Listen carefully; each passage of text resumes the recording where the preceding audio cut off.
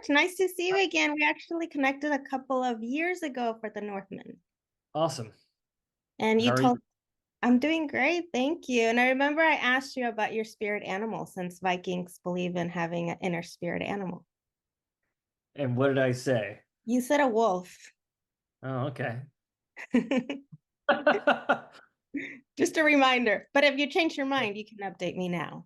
Well, maybe it's more of a coyote because I'd like to be a wolf, but I don't know if I actually am strong enough.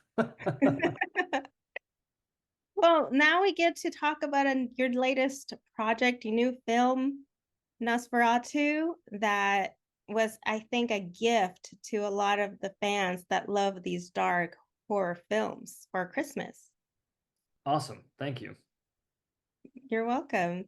So, question, can we talk spoilers? Because I'm dying to. We just had the digital release yesterday.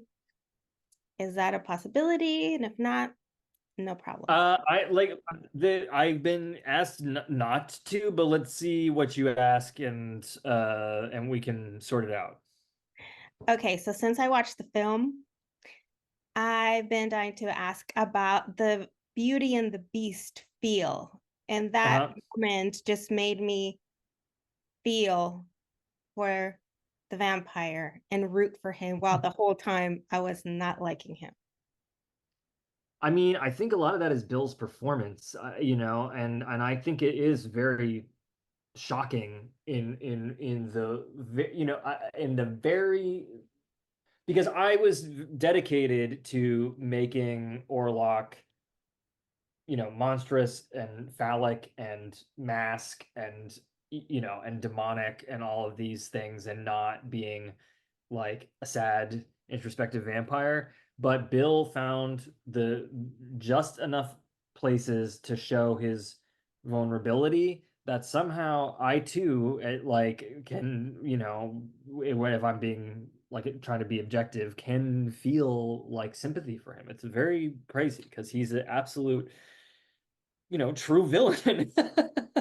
Yeah, that scene after that scene, I had a different perspective, and after watching the movie, I just started thinking about it. Like anyone that lives in this castle alone in the darkness, I mean, what do you expect? Indeed. Yeah, I was looking for all the things to justify it, but it can only go so much. Indeed. It's very true. I mean, he's pretty horrible after all. Robert, tell me about how you've lived with this project for a very long time, a good portion of your life. I mean, I heard you speak about how you worked on a version of Nosferatu since high school, then went on to a play. Yeah, that I mean, I did a high school play and the artistic director of a local theater company saw it and invited me and my collaborators at the time to do a more professional version of it at his theater, and it totally changed my life. That's what cemented the fact that I wanted to be a director, and it also made Nosferatu, part of like my fabric as someone who's trying to make creative work. So yeah, I mean, and so it's wild to have been also then trying to make this film for 10 years and finally have it out there in the world. So, since you had worked on something similar before, do you feel that that helped you mold this version to what you want it to be? I mean, the version I did in high school, as you can imagine, was like incredibly different from this, but I think it's just that my how familiar I am with the material, how in love I am with the material, how much respect I have for it. But I had to dig very deep when I started writing the screenplay and had to unlearn a lot of things about vampire lore. And, because there's so many things that are tropes in cinema and in Anglo-British literature that don't really have anything to do with the folklore of vampires. And so trying to like sort all that out was like a fascinating journey. Tell me about bringing this vampire or Dracula. Sometimes I feel like I call it vampire Dracula. Correct me. Is it supposed to be? Which one's it supposed to be? I mean, a vampire is the monster, and Dracula's, like the character in the novel. He's Orlok in this movie, but he's, basically Dracula. Okay. So tell me about making him a different version of what we're used to. Usually we're attracted to him, maybe by its looks, like a Tom Cruise look, like there was Nicolas Cage for this humor, but this one making it very, very different.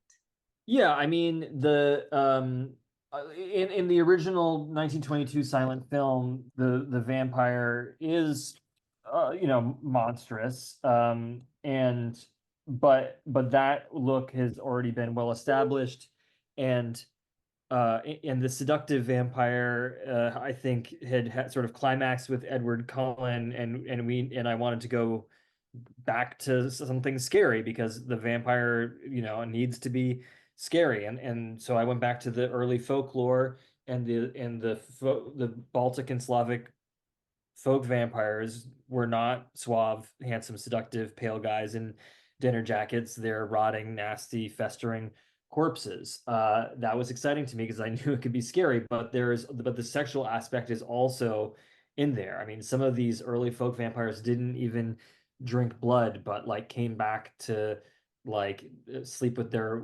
widows until they expired from like excessive intercourse. Tell me about having Lily Rose. She did a phenomenal job and at moments also scary. Yeah, I mean, she's just so tremendous. It was clear when I met her and how much she understood the character and the world and what I was after. And yeah, I mean, her performance is just so jaw-dropping, and also incredibly disciplined. The amount of work it took to do all that physical body work, that is at times quite frightening. It was not easy, let me tell you. And to wrap up, is there anything you can say about what you're working on? More darkness? More darkness. I mean,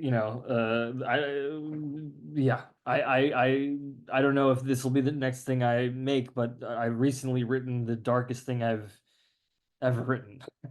So You're gonna take us we'll even see. darker place? Wow. I love it. Even darker.